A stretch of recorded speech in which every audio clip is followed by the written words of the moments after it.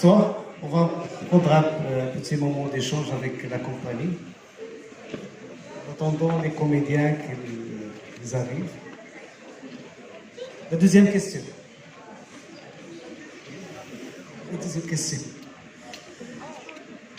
Donc l'idée c'est de vous donner la parole. Donc voilà, il faut que quelqu'un lève. Alors enfin, je vais appeler quand même mon équipe. Fredo, est-ce que tu peux au moins toi, parce que les autres. Donc je fais venir le compositeur des musiques que vous avez entendues ce soir. Et les autres se changent évidemment. Il faut qu'ils prennent des douches. Vous avez vu, ils finissent quand même sales. Donc écoutez, si quelqu'un a une question à poser, voilà. Sinon, t'agis.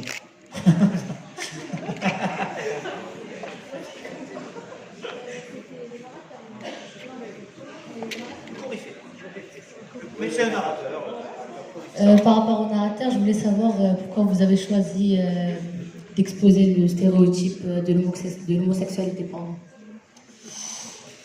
Alors, est-ce que vraiment j'ai choisi d'exposer le stéréotype de l'homosexualité? Alors, il y a beaucoup de choses à dire dans ta question. Je vais essayer de faire court. D'autant que tu étais hier soir quand je suis venu vous voir, non? Non, hein, parce que je fais des réponses très longues des fois. Non, toi je m'en souviens. Alors donc, pourquoi j'ai choisi ça? En fait, le premier choix, c'est pas de parler de ce thème-là, mais c'est d'intégrer l'Espagne dans Antigone. Pourquoi l'Espagne? Parce que j'ai rapidement, quand j'ai réfléchi à l'adaptation, j'ai rapidement fait le lien entre la tragédie, c'est-à-dire l'art suprême où le héros meurt, et la corrida, qui est un art espagnol où c'est l'art suprême où le héros meurt, puisque pour les gens qui aiment la corrida, tu sais ce qu'est la corrida? Voilà, on met le taureau dans l'arène, et le torero doit tuer le taureau. Pour les gens qui aiment la corrida, le taureau est le héros de la corrida. Et c'est le seul autre art où la mort du héros est obligatoire, sinon cet art n'existe pas. Alors ça, je me suis dit que c'était intéressant au niveau dramaturgique, au niveau théâtral. Ça m'a aidé pour la scénographie, puisque le cercle de mort symbolise une arène de corrida. L'Espagne, culturellement, a un rapport à la mort particulier, la corrida. Et puis même en Espagne, bon, plus trop maintenant, mais pendant des années, quand quelqu'un mourait, on le sortait de chez lui et on lui faisait traverser son village, au soleil. Et tous les gens l'acclamaient. Et en fait, il y avait des personnes qui mouraient en Espagne qui voyaient plus le soleil le jour de leur mort que pendant toute leur vie, selon le métier qu'ils avaient fait. Bref, la mort, culturellement, en Espagne est particulière. Donc, pour la tragédie, c'était intéressant. L'Espagne m'a fait penser à Almodóvar. Almodóvar était un réalisateur de cinéma célèbre qui a été plein de fois au Festival de Cannes et tout ça, et qui a très très souvent traité l'homosexualité, la nuit, le travail de nuit, les hommes et les femmes qui travaillent la nuit, voilà, les boîtes de nuit, les travestis, voilà. C'est des sujets qui le passionnent, et il a toujours eu ce génie de traiter ces sujets qui sont compliqués pour la société, avec beaucoup d'humour et de tendresse. C'est exactement ce que j'ai voulu faire. Et ensuite, il y a l'histoire évidente de Tirésias, dont on parle. C'est pas moi qui ai inventé cette histoire, hein, les Grecs l'ont inventé eux. Tirésias qui a eu les deux sexes. Et ça, je voulais vraiment le traiter. Et pour finir, au moment où je travaillais l'écriture de cette adaptation, en France, il y a eu les fameuses manifs pour tous. Alors, bon, pour les plus jeunes d'entre vous, ça ne vous dit rien, peut-être que les plus grands connaissent ça. En fait, il y a quelques années, le gouvernement français a voulu faire une loi pour autoriser les homosexuels à se marier. Voilà, avoir des droits d'un mariage pas religieux, un mariage civil, mais avoir les mêmes droits que les hétérosexuels, une fois mariés. Et il y a des gens qui ont manifesté contre ça. Et moi, j'avais le sentiment que les homosexuels réclamaient juste une égalité de droits. Ils voulaient juste une vie plus juste.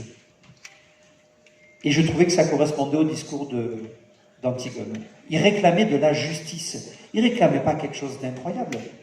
Et il y a des gens qui ne voulaient pas, qui disaient « Ah non, non, ce droit-là, ils ne peuvent pas l'avoir. » Pour des raisons que je ne comprends pas. Mais en tout cas, qui m'ont suffisamment, fait mal pour qu'on en parle dans une pièce de théâtre. Voilà. Ok. Je veux savoir encore... Est-ce que le sabre représentait le sang? Le sable, ouais, il ressent. Alors, le sable, en effet, il ressent. Alors, la terre, ils le disent en permanence, hein, ils font tous référence à Thèbes. Thèbes en tant que terre, la terre de la racine. Tu vois, on est tous très attachés à la terre où on est né, on parle de nos racines en permanence. Et ils défendent tous cette ville. Donc, il fallait que la terre existe. Ensuite, dans les arènes de corrida, il y a du sable au sol. Et le sable, une fois que le taureau meurt, c'est un bain de sang, une corrida. Hein. On lui plante une épée dans le dos, tout ça. Vraiment, il y a beaucoup de sang qui coule. Et après, il y a des chevaux qui attellent le taureau et on le sort des arènes. Et pour le sortir, on le traîne sur toutes les arènes. Et ça fait des traînées de sang. Un peu comme après une bataille. Donc voilà pourquoi la terre aussi. C'était pour que le sang s'imbibe dedans, quoi. Bonsoir. Alors, pourquoi avoir choisi cette vision un peu hystérique de la femme? Notamment quand on a vu celui en rouge. Le coryphée qui a enlevé sa perruque, comme la vision des femmes qui enlèvent leur soutien-gorge très hystériquement. C'est une vision un peu péjorative du féminisme. Ah non, c'est un cri de rage. Le mot que tu viens de... hystérie est un peu péjoratif pour les femmes. Tu sais d'où vient ce mot hystérique? La racine du mot hystérique, c'est l'utérus. Donc en fait, c'est un mot que les hommes ont inventé pour qualifier les femmes qui étaient en colère, quoi. On leur a dit, ah ben ça c'est propre à leur utérus, elles crient parce qu'elles sont en colère. En fait, pas du tout. Là, je pense que les femmes qu'on montre, elles ont une vraie rage. Et c'est pour ça que je ne suis pas d'accord avec toi sur le mot hystérique. Hystérique, souvent, il y a un peu un brin de folie quand on emploie ce truc-là. Un peu capricieux. Moi, j'ai l'impression qu'elles ont... C'est difficile de savoir comment tu réagis. Tu vois, quand par exemple la sœur Ismène, dans notre adaptation, elle vend sa petite sœur. Enfin, on dit, nous on l'appelle la scène de la vente. En fait, elle ne la vend pas pour de l'argent. Elle essaye de la donner. Elle essaye de donner son corps au roi pour lui sauver la vie. C'est une méthode pour sauver la vie de sa sœur qui est complètement délirante. C'est délirant. Comment on peut penser à ça? Eh bien, on ne peut penser à ça que quand on vit dans une situation complètement extrême. Chose que la majorité d'entre nous ne peut pas vivre. Ils ont des situations monstrueuses. Alors ils réagissent en monstres. C'est pour ça qu'il y a ces trucs-là de rage permanente. Voilà. Bonsoir. Déjà, je voulais vous remercier pour votre spectacle qui était incroyable. Et je voulais vous demander, est-ce que vous vous êtes inspiré pour votre mise en scène ou quoi? Parce que c'était quand même hyper bien élaboré. Est-ce que vous vous êtes inspiré de quelque chose ou quoi? Alors merci beaucoup, c'est un compliment qui me touche. Tu dis que c'est très élaboré et en même temps c'est très simple. Donc c'est toujours plus facile de faire quelque chose de propre et fini quand c'est simple. Et en même temps c'est compliqué parce que tu as vu, la mise en scène, si tu te fies au cercle, il faut qu'elle vive et ils n'ont pas de déplacement possible, ils n'ont pas d'accessoires, ils ont de la terre et des corps, c'est tout, et un cercle. Donc c'est beaucoup de travail. Je ne sais pas par quoi c'est inspiré. Déjà, il faut leur rendre hommage à eux, c'est-à-dire que la première des choses qui inspire un metteur en scène, c'est les gens avec qui il travaille. Et inutile de te dire que là, je suis quand même gâté. Il y a des acteurs incroyables. Et c'est un échange permanent. Ne voyez pas la mise en scène comme quelqu'un dans une salle avec un micro et qui dit alors mon petit canard, tu vas te déplacer de droite à gauche, enfin de cour à jardin, de jardin à cour, un peu plus loin, éclairez-le s'il vous plaît. Non, pas du tout. Moi je passe ma vie sur scène à parler avec eux et ils me disent mais si on le faisait comme ça, regarde, et ton texte, t'as vu à ce moment-là, si je disais plutôt ce mot-là, bien sûr, dis ce mot-là. Et des fois ils me disent et si je disais ce mot-là, non, il faut garder le lien. C'est un échange permanent. Mais pareil avec Fredo, quand il fait la musique, c'est un échange permanent. On s'appelle en permanence, vraiment. Moi, il me vient une idée de rythme, je l'appelle, il me dit non, c'est pourri. Alors, voilà, c'est un échange. C'est ça qui est passionnant dans notre métier. Voilà. Oui. Alors, je voulais vous demander, une chose qui m'a intriguée, c'est pourquoi ce mélange de religions? On voit voile, on entend le mot voile, on voit la crucifixion. Du coup, pourquoi? Ouais, crucifixion, voile, c'est très bien, merci. Ben, je ne voulais pas stigmatiser une religion. Je ne voulais pas stigmatiser du tout la religion. Ce qui m'intéressait, c'était qu'on parle d'une société qui nous ressemble. notre société n'est plus polythéiste, elle est monothéiste. Donc déjà, ça, je l'ai changé par rapport à Sophocle, évidemment. Hein, Sophocle, le dieu de la mer, c'était Poséidon. Le dieu de l'orage, c'était Zeus. Enfin bon, je ne peux pas ces détails. Donc je voulais déjà que leur société soit monothéiste. Et ensuite, eh ben justement, pour qu'on ne puisse pas dire, ah ben tiens, il attaque les musulmans, ah ben tiens, il attaque les catholiques, j'ai essayé d'inventer une religion qui ressemble aux trois. Ces trois religions sont les mêmes. Alors je parle avec beaucoup de distance, je ne suis pas croyant, d'accord? Mais je suis j'ai été élevé dans la culture catholique en France, hein, c'est notre tradition. Je trouve que ces religions se ressemblent et qu'elles s'entretuent souvent pour rien. Et les catholiques portaient des voiles jusqu'à très peu de temps. Hein, voilà. Le voile, c'est vrai qu'aujourd'hui, vraiment, dès qu'on voit un voile, malheureusement, on ne pense qu'on... Non. Le voile, c'est un ustensile que les femmes ont porté depuis des siècles. Les catholiques portaient le voile. Enfin, il y a 100 ans, en France, je sais ça parce qu'on a beaucoup travaillé sur 14-18, la Première Guerre mondiale. Il faut savoir qu'une femme française, catholique, qui marchait dans la rue non voilée, était considérée comme une prostituée. Alors, on appelait les femmes non voilées des femmes en cheveux. Alors aujourd'hui, les racistes français qui s'insurgent contre... Je m'insurge pas du tout contre le voile. C'est pas du tout une charge contre le voile, ce spectacle. Hein.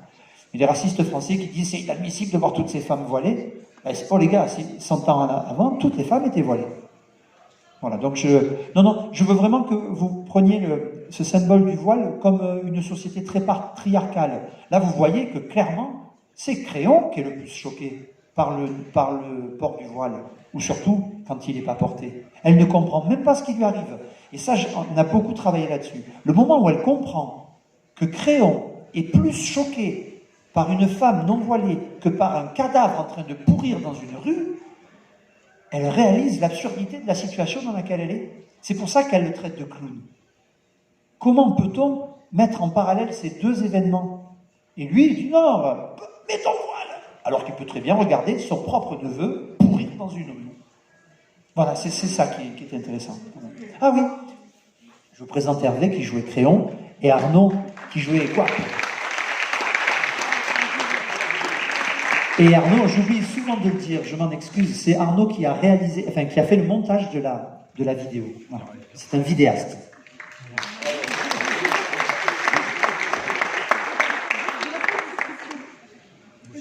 Y a-t-il encore des questions? Oui. Parce que tant qu'il y a des questions, pas t'agir. Il n'y a plus de questions, t'agir. Donc Antigone, c'est une pièce assez universelle. On l'utilise souvent pour dénoncer des choses d'actualité. Parce que le gros message de la pièce, je pense que c'est la justice. En fait, c'est la justice qui conduit à la révolte. Et je voulais savoir, en fait, si vous êtes inspiré d'un fait actuel pour réadapter, en fait, la pièce. En fait, un fait actuel permanent, mais... pardon, Mathieu, qui jouait Aimon, voilà. Oui, bien sûr. Ben, j'en ai parlé, hein, de ces manifestations-là, qui en France, au moment des manifs pour tous. Et puis bon, là, elle est vieille, cette adaptation date de 2014. En 2014, il n'y avait pas encore tout le mouvement féministe qu'on voit actuellement. Enfin, non, je dis une bêtise. Il y a toujours eu des féministes. Depuis les années 70, elles se sont organisées. Mais, comme tout mouvement, il y a des hauts et des bas. Bon, depuis quelques mois, avec toutes les histoires de toutes les femmes qui portent plainte contre des agressions sexuelles et tout ça, c'est vrai que c'est un sujet qui est redevenu très très très fort d'actualité. Donc on peut considérer que là vraiment, c'est ça le sujet. C'est une pièce féministe. C'est pas une pièce contre une religion, c'est pas une pièce qui prône l'homosexualité, c'est une pièce féministe. Vraiment. Après, il y a d'autres injustices qui se croisent. On comprend qu'en fait, à partir du moment où un individu subit une injustice, eh bien, il a envie de se révolter. Pas tous. Certes, Ismène est le cas même d'une personne qui subit des injustices et qui n'arrive plus à se révolter. Eh bien, Antigone, oui, elle se révolte. Voilà. C'est un message qui pousse, c'est un message qui dit aux gens, si vous vivez une injustice, révoltez-vous. Voilà. Mais finalement, la fin de cette scène nous montre que se révolter, bah, pour Antigone, ça finit mal. Et donc, c'est un peu antagoniste. Hein. Évidemment, comme tous les premiers résistants pendant l'occupation, sans doute comme toutes les premières personnes qui ont décidé de résister à la colonisation dans votre pays, beaucoup de gens sont morts, et c'est par leur mort que naît la révolte. C'est la différence entre de simples révoltés et des héros, en fait. Le révolté se révolte sans mourir. Le héros se révolte et en meurt. Mais c'est par son sacrifice que la révolte naît. Et en fait, Antigone est la matrice de la révolte. C'est-à-dire que parce qu'elle meurt, parce qu'elle se sacrifie, et elle l'annonce dès le début. En fait, elle donne une condition au roi. Elle lui dit « Change d'avis et tu me sauves la vie. Si tu ne changes pas d'avis, je meurs, mais attention à toi. » Et le devin lui dit, et Tirésias lui dit, voilà, en inventant l'injustice, tu viens de faire naître la révolte.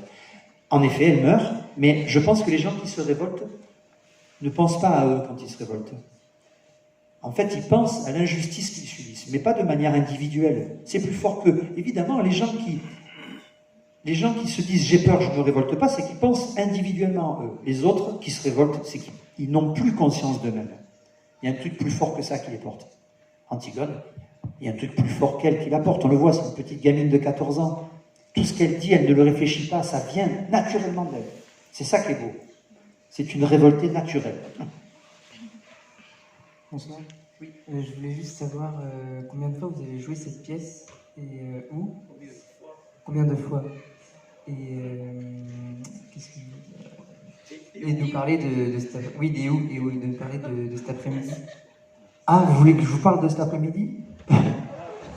Alors, cette pièce, on l'a jouée plus de 100 fois, c'est sûr, mais combien, j'en sais rien. En fait, celui qui tient les comptes des représentations, c'est Patrick qui jouait Lady Tiresias, qui va arriver, je pense, dans pas longtemps. Il nous le dira peut-être. Après, on l'a joué beaucoup en France. On a fait 2 fois le Festival d'Avignon. Et en plus, ce spectacle, il nous fait voyager dans le monde. On a fait plus d'une 40aine de représentations en Chine, en 4 fois. On est allé à Shanghai, à Pékin, dans plein de villes chinoises. Et on y va régulièrement. Et on y était encore il y a 3 semaines. Là, on rentre de Chine, on vient au Maroc. Enfin, on vit un rêve complètement éveillé avec ce spectacle. On doit retourner en avril en Chine parce que il va y avoir à Shanghai un événement officiel féministe. C'est la première fois dans l'histoire de la Chine que cet événement va avoir lieu. Et les organisateurs voudraient qu'on vienne jouer Antigone. On a joué en Roumanie aussi, c'est vrai. Donc, Maroc, voilà. Et après, on revient au Maroc. Tu es roumain. Bună seara. Oh. Donc, on revient jouer l'an prochain, au mois de décembre, pour une tournée. Alors, on va rejouer ici à Meknès. Je crois qu'on va à Fès, Rabat. Enfin, je ne sais plus exactement. Rabat, voilà. Enfin, on a une série de dates l'année prochaine, à partir du 2 au 15 décembre à peu près. Voilà. On s'appelle la Compagnie La Naïve. Si vous voulez avoir de nos informations sur Internet, vous trouvez tout. Voilà. Et puis, qu'est-ce qui s'est passé cet après-midi? Cet après-midi, on avait la salle entièrement pleine de lycéens. Une immense majorité d'entre eux n'avaient jamais vu de théâtre. On était très angoissés à l'idée de jouer pour ça. Et on a vu des gamines de 14 ans se lever à la fin du spectacle, au moment des rencontres, et nous dire « Je suis féministe, monsieur, je suis féministe ». On les avait préparés, mais quand même, ils ont eu des jeunes filles très très émues qui venaient nous voir, des jeunes hommes très émus qui nous ont dit qu'ils ne pouvaient même pas imaginer de voir un spectacle comme ça. Et nous, on s'est les pris en pleine gueule parce qu'en fait, quand Antigone se jette à genoux et qu'elle crie « Je veux mourir libre », vous voyez cette scène, les ados ont applaudi spontanément cette phrase-là. Et c'était la première fois qu'on vivait ça. Enfin, nous, avec Fredo en régie, on s'est assis comme ça.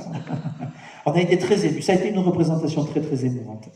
Vraiment. Parce que, parce que la jeunesse des spectateurs, vraiment, il n'y avait que des ados, que des lycéens. Ils n'ont pas pu s'empêcher. C'était plus fort que, voilà, certainement. C'était passionnant. Cet après-midi, vraiment. Ce soir aussi, attention, vous avez été un public formidable.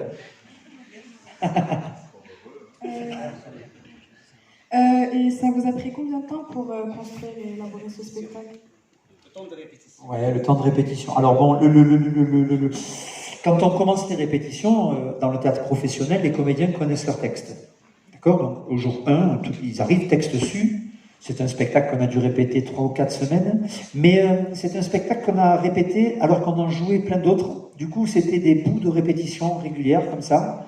On a eu pas mal de problèmes à la création de ce spectacle. On a eu des gens qui ont été malades parmi nous, donc il a fallu qu'on arrête les répétitions. Il y a eu des accidents.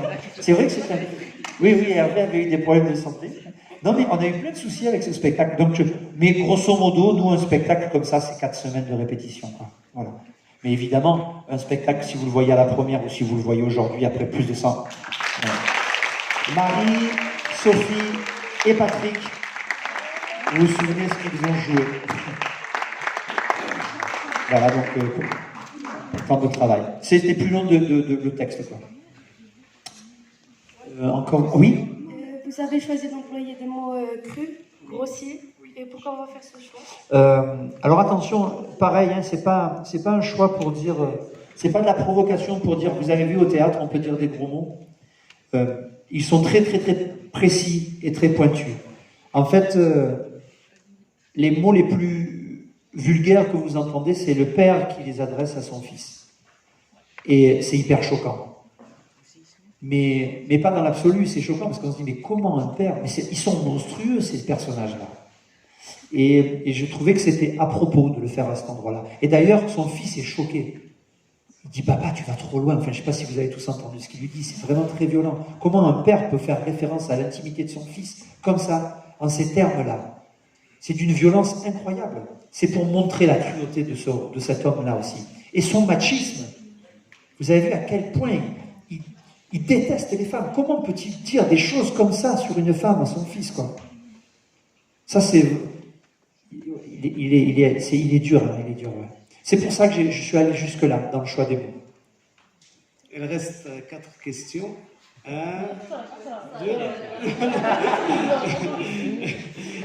2, 2 et 3, 4 et 5. 5, 6.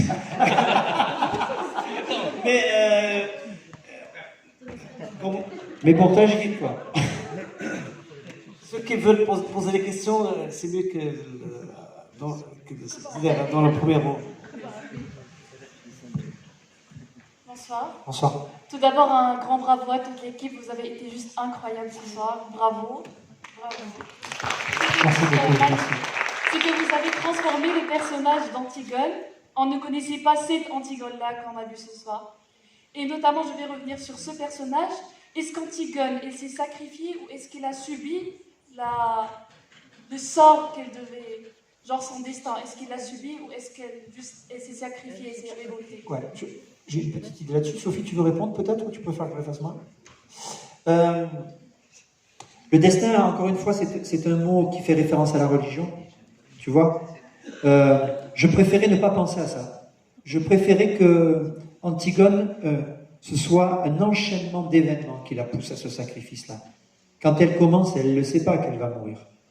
Vraiment, je ne pense pas qu'au moment où elle prenne le sable et qu'elle le couvre, elle le fait, et puis après ça s'empire et ça devient de pire en pire. Mais elle est à 2 doigts de ne pas y aller. Tu vois, je ne sais pas pourquoi elle le fait. Mais moi, j'ai du mal à imaginer que c'est une force surnaturelle qui la pousse, quoi.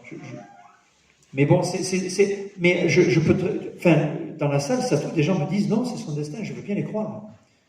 Mais ça voudrait dire qu'en fait, on ne choisit rien de ce qu'on fait, c'est déjà écrit. Moi, j'ai du mal à croire à ça, c'est pas ma croyance. Voilà. Mais peut-être. C'est une forme de religion, donc oui, peut-être. Tu veux dire? Moi, j'ai mon idée à moi aussi. Alors, je l'ai dit. Moi, je ne sais pas trop ce que ça veut dire le destin parce que ça me parle pas, enfin moi vraiment personnellement. Donc, moi je pense que c'est une très jeune fille qui, avant de vivre tout ça, donc on s'imagine 1 minute avant le début de la pièce, elle n'avait pas imaginé que c'était un monde aussi violent et aussi cruel qui l'attendait. Pour moi, c'est ça que je me raconte. Et que cet enchaînement d'événements, un peu que décrit Jean-Charles, pour moi, c'est un enchaînement de « Ah oui, ah d'accord, ah oui, ma sœur veut me faire violer, pardon. » On en est là, en fait. Et il y a un truc où elle peut pas. elle ne peut pas vivre dans un monde comme ça. Donc moi, je pense pas que ce soit le destin qui dit mais qu'il y a un choix, il y a un choix désespéré, mais il y a quand même un choix. Je me fais comprendre. Si je me fais comprendre. Alors, dans la pièce originale d'Antigone, le déclencheur du conflit entre Antigone et Créon est surtout la thématique du bonheur. Dans votre pièce, on trouve que c'est surtout le thème du plaisir. Pourquoi ?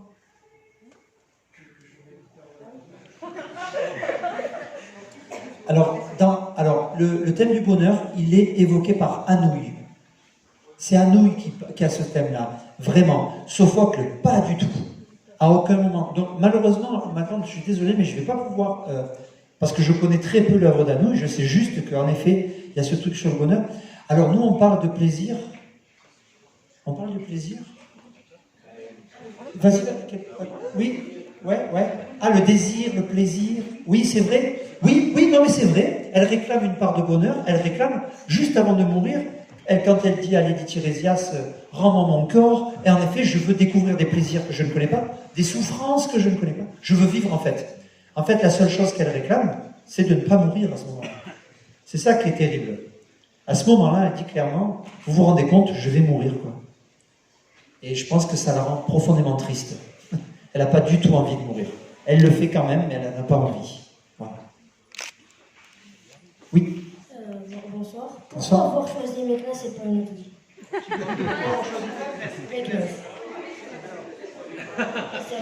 On n'a rien choisi, mon grand. On a eu la chance, c'est le destin. On a eu la chance bon, je vais vous dire la vérité, tout ça est bidonné. La nouvelle directrice de l'Institut français, avant d'être directrice de l'Institut français, était directrice d'une salle de spectacle dans le sud de la France. Et ça fait des années qu'on travaille ensemble, qu'elle nous fait confiance. Et là, elle nous a plus que fait confiance. Elle nous a permis ces 2 représentations exceptionnelles aujourd'hui. Donc, merci.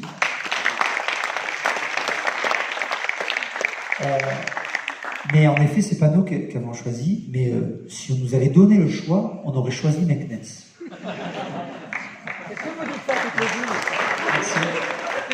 J'ai dit pareil à Shanghai il y a 3 semaines. Merci pour vous aussi, pour ce moment très important que nous passons ensemble. Vraiment, j'ai attendu avec humour une discussion très importante entre le fils du roi et comment s'appelle-t-il? Le nom est Créon? Oui. Le roi? Ah, non, le fils du roi. Oui. Et le Coryphée? Non, c'est pas le Coryphée. Celui qui a joué le héros. Mais quelle scène alors? Le fils? La dernière discussion entre le fils du roi et Androna encore. La dernière discussion, le fils du roi? Non, vous avez supprimé cette discussion qui est... Pourquoi vous avez supprimé cette discussion amoureuse? Ah, pardon. Oui, je sais pourquoi je l'ai supprimé. Je m'en souviens pas. Il est très, très, très signifiant, très important. Eh ouais. J'ai attendu avec humour vraiment parce qu'il est très signifiant. Merci. Je suis désolé, je ne me souviens plus pourquoi on n'a pas gardé cette scène. Je ne me souvenais plus quelle. Ça ne devait pas rentrer dans ce que vous Oui, ce qui est sûr, c'est que c'est une question de choix. Donc, ouais, je me souviens. Chez Sophocle aussi ou c'est chez Anouilh qu'il y a. Ah ouais, alors là, je ne me souviens plus. Vous savez, un jour, on était en Chine et il y a un Chinois qui lève la main et il dit pourquoi Antigone c'est la dernière de la famille? Parce que chez Sophocle, c'est pas la dernière. Et là, on était tous comme ça. Qu'est-ce qu'il nous raconte lui? Alors qu'après, j'ai relu mes notes et tout ça. En effet, c'était clairement volontaire de ma part, mais on avait complètement oublié qu'Antigone n'était pas la dernière de la famille, mais l'avant-dernière, c'est Ismène, la petite sœur, en fait, chez Sophocle. Mais bon, voilà, je suis désolé, je ne sais pas pourquoi. Je me souviens même plus de ce qui est dit dans cette scène-là. Je suis désolé.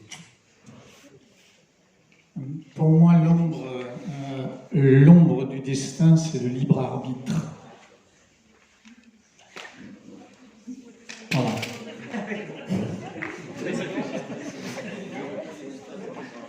Ben merci, voilà. Oui. On peut pas dire non plus que ce soit vraiment une question.